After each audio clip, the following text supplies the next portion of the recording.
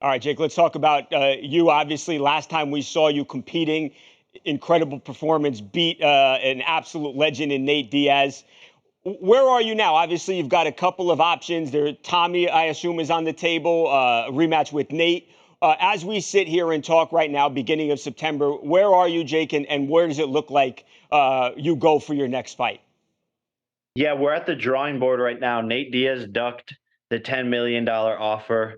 So he's not the badass that everyone said he was. Because I wanted to fight him in MMA and do something that no boxer has really ever done, which Yep. is in the prime of their career, go over to MMA. MMA fighters have gone to boxing, but I want to go into MMA, and Nate Diaz ducked the offer.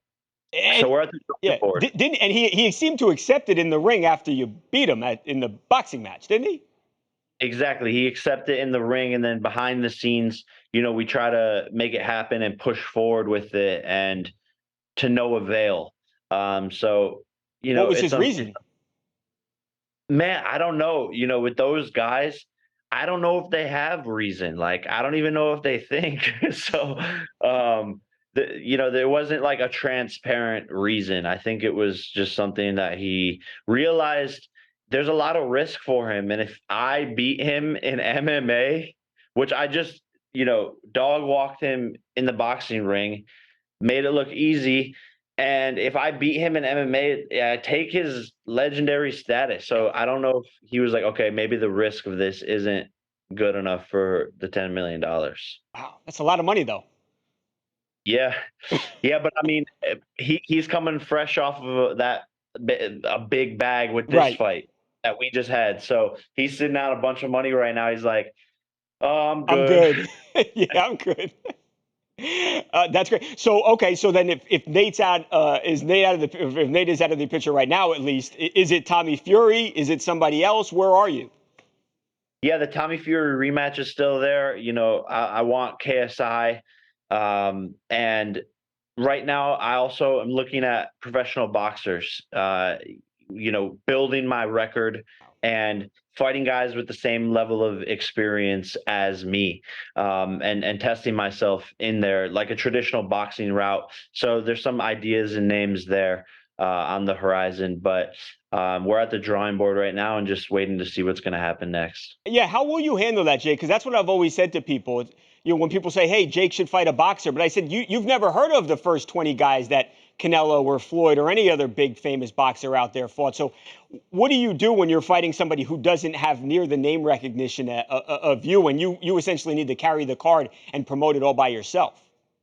Yeah, it's interesting, and really the conclusion we're getting to is doing smaller events potentially, Mm, and just focusing on the fight and not the wow. business side of it, and not needing it to be some big pay-per-view draw, and just focus on the sport. So that's where my head is right now, and um, that's what I think we're gonna try to execute.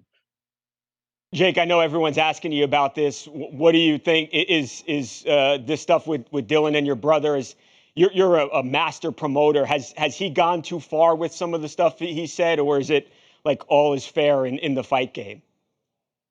Yeah, look, I think there's definitely lines that have been crossed. I mean, just like morally picking um, on an innocent Yeah, girl who has no involvement technically in the fight, but right. at the same time, it is the fight game, and all is fair in love and war. So, I could have an opinion on it, but my opinion doesn't matter. The kid's on a rampage, right? He's the one that made Khabib jump out of the ring to Right. to jump on top of him. So he clearly makes things super super personal. But again, that's why he was picked. My Right. brother could have fought anybody, Right. anybody, anybody, and he picks this kid who he knows is going to make the fight massive. And right now, everybody wants to see the fight Yeah. because of the things that are being said. And so all of that and all the pay-per-views are going directly into my brother's pocket, and that's why Dylan was picked. So at the end of the Right. day, Dylan's a puppet. Right. Maybe your brother just owes her like a nice gift at the end of this thing. You know, Probably. like a Prob- nice gift. Yes. Yeah, another engagement ring. Oh man, that's great. I'll let you get out of here on this, Jake. When do you think we see you back in there? Depending on who it is, whoever it may be. When do we see you back fighting again? Soon, man. I'm gonna stay active and try to get a deal and a fight done and made, and hopefully we have something to announce here soon. Yeah, look, we have Better Picks, which is the best fantasy sports app. So a lot of people are playing Prize Picks and Yeah. or Underdog, but Better Picks, we offer way more money. We have faster payouts, and the product design is way better. There's no pushes, and we're matching deposits up to $100, so people can go download Better and play Better Picks for NFL Week One. Pick a couple players, make a lineup, and see if you can win the money. It's a lot of skill based, so it's better than gambling in my opinion because you can actually put thought and study it and then get the good outcomes. But super excited about the product, man. And like you said, we're breaking into the top charts on the app stores, and the company's just doing amazing, man. So really excited. And you knew this was going to be a big deal. Otherwise, you wouldn't have said, "I'm going to have $1 billion company." But are you even surprised, Jake, that it's come this far, this fast?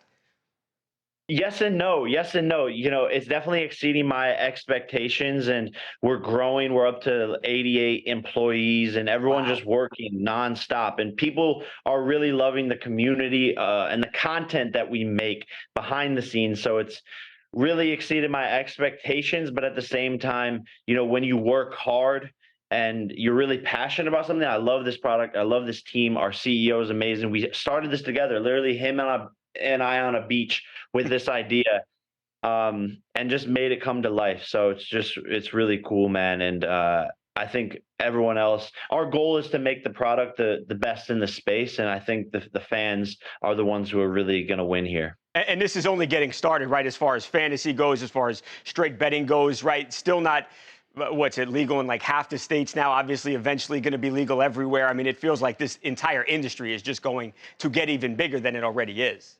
Exactly. And that's what's amazing about it. We're just starting out. And a lot of younger people, like 25-year-olds around my age, haven't really gotten into betting and sports betting and fantasy sports. It's still very new. And so that's why I'm excited to share Better, because the product is easier to understand. A lot of these DraftKings and FanDuel, you go on there and it's money line spread minus 1,000. And you just can't Yeah. understand it. It's like a different world. And so we've created a simplified product that just makes it more fun and easier to use. And like you said, it's only available or legal in 17 states, Yeah. so that it's just going to grow and grow and grow.